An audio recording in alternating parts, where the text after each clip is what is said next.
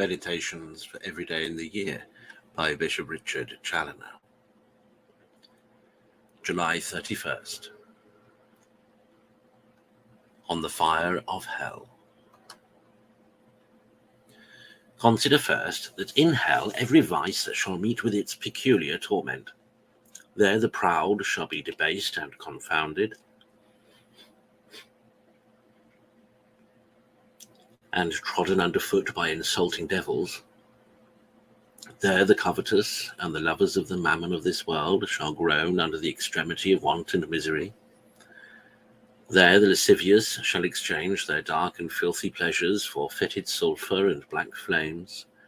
There gluttons and drunkards shall be oppressed with an insupportable hunger and thirst, and so of the rest. But the general punishment of all the damned, and that which is most frequently inculcated in Holy Writ, is that they shall burn in everlasting fire. Oh, who can endure the thought of this eternal burning in that dreadful pool of fire and brimstone? Christians, what are you doing? Do you believe this eternal fire, and do you dare to sin? If you believe it not, you are not Christians, and if you believe it and still persist in going on in such sins as you know are the high road to this everlasting burning, you must be worse than madmen.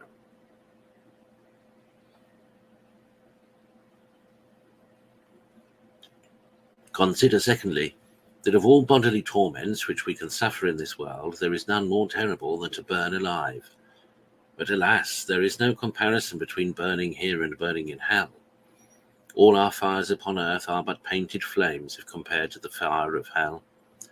The fire of this world was made to serve us and to be our comfort, that of hell to be an instrument of God's vengeance upon sinners.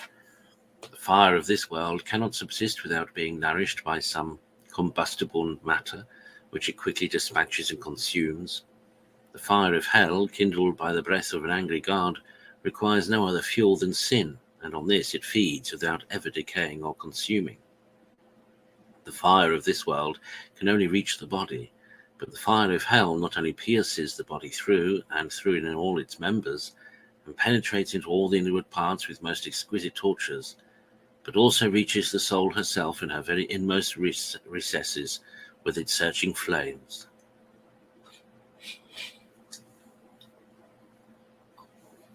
Ah, who could endure such a fire as this, even for one moment?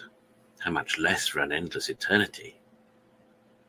Consider, thirdly, that there is no man upon earth that has not quite lost his senses who would be willing, even for the empire of the world, to be broiled like Lawrence on a gridiron, or roasted for half an hour by a slow fire, though he was sure to come off with his life.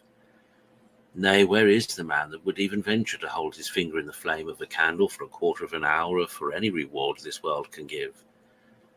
Where is then the judgment of the greater part of Christians who pretend to believe hellfire and yet live on with so little apprehension and concern?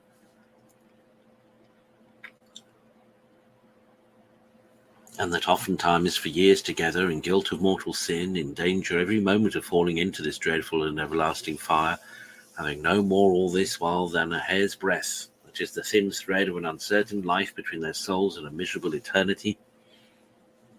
Good God, deliver us from this wretched blindness, from this desperate folly and madness.